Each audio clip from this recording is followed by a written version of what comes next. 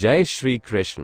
दर्शकों, जैसा कि आपको मालूम ही होगा कि मेरी आध्यात्मिक जीवन यात्रा की कथा की एक श्रृंखला का आरंभ हुआ है, जो आत्मज्ञान पाने के जिज्ञासुओं के लिए अनुभवों का भंडार है और सेल्फ रियलाइजेशन के लक्ष्य को प्राप्त करने में सहायक होगा।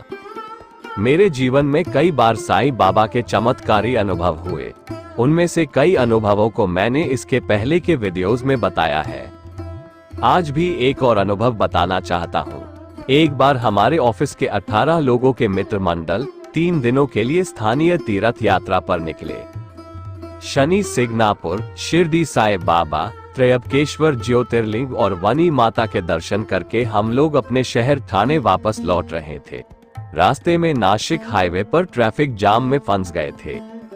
सो बस ड्राइवर ने निर्णय लिया कि बस पीछे घुमाकर किसी और रास्ते से निकलेंगे।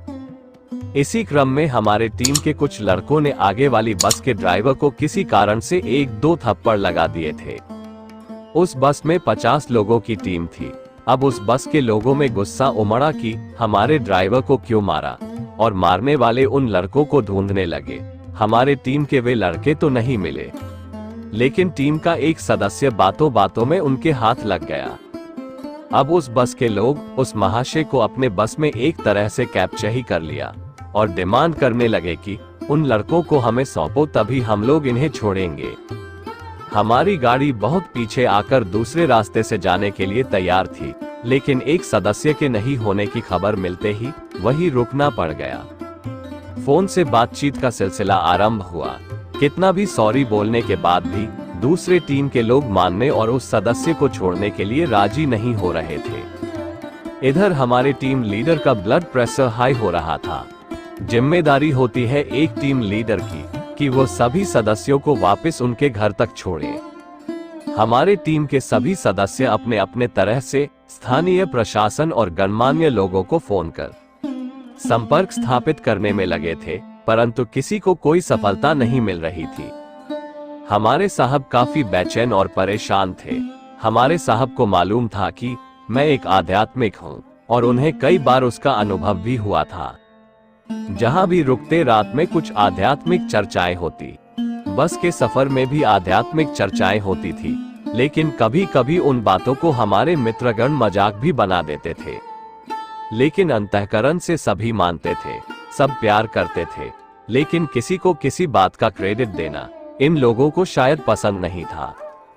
तो हमारे साहब परेशान होकर बोले, मुझे बोले, अब तू ही कुछ कर बाबा। मेरा तो कोई पहचान नहीं था, मैं तो केवल भगवान भरोसे ही रहता था और अब भी भगवान भरोसे ही रहता हूँ।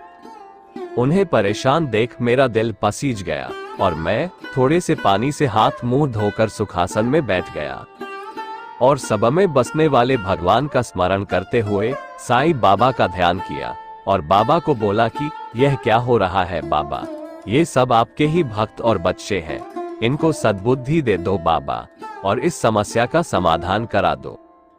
अगले 1 मिनट में दूसरी टीम का सदस्य पॉजिटिव हो गया और बोला कि अगले चौक पर आपके आदमी को छोड़ देते हैं, और हमारा आदमी उस चौक पर हमें मिल गया। हमारी गाड़ी पीछे थी, सो हम लोग वहां पहुंचकर अपने टीम मेंबर को लेकर अपने शहर पहुंचे। साईं बाबा सर्वज्ञ है, उन्हें सभी जीवों के पिछले और अगले जन्मों का ज्ञान है।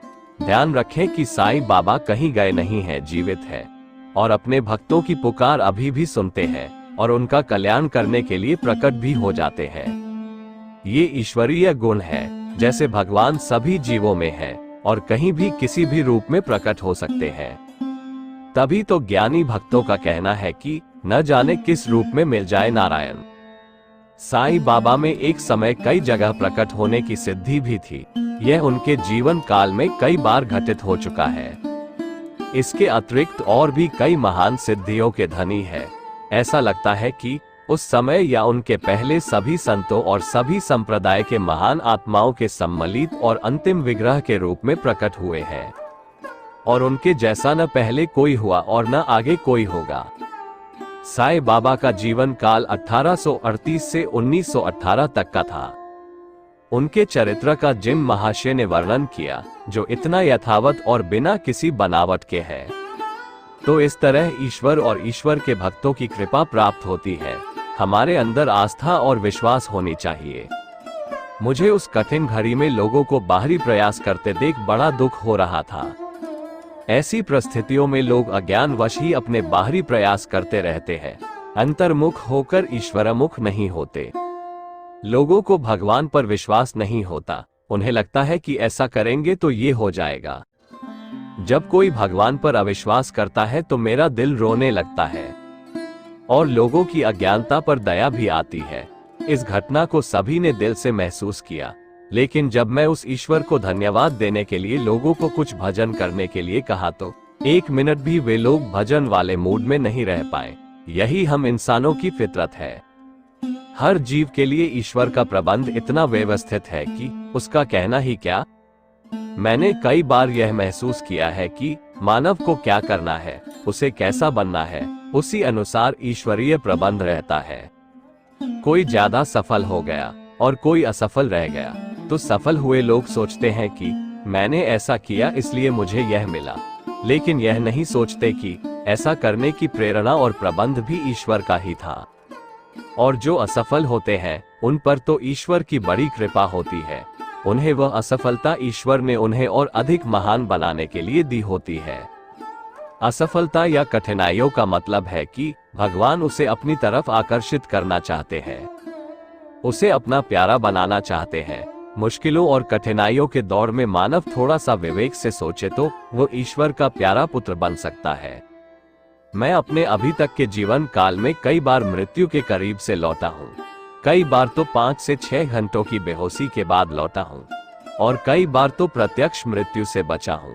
कई घटनाओं में कुछ क्षणों बाद महसूस हुआ कि मृत्यु के कितने करीब था। ध्यान करते समय कई बार चिंतन ही होता था। तब उन घटनाओं के बारे में सोचता था और यह समझा कि अगर मरना होता तो उनमें से किसी एक घटना के साथ मर गया होता और उसके बाद मृत्यु का भय समाप्त हो गया। मित्रों, इसके आगे की कहानी में बहुत कुछ सीखने और समझने के लिए है, जो मैं आपको अगली वीडियो में बताऊंगा। तब तक आप यहाँ तक के कहानी पर मनन करें और अपनी कोई जिज्ञासा हो तो कमेंट कर बताएं और आपके जीवन में भी ऐसा कोई अनुभव हुआ हो तो जरूर बताएं। वीडियो को लाइक और शेयर करें तथा इस श्रृंखला की पूरी वीडियो देखने और सुनने के लिए चैनल को सब्सक्राइब कर बेल आइकॉन प्रेस कर ऑल को सेलेक्ट जरूर कर लें। धन्यवाद। शुभमस्तु।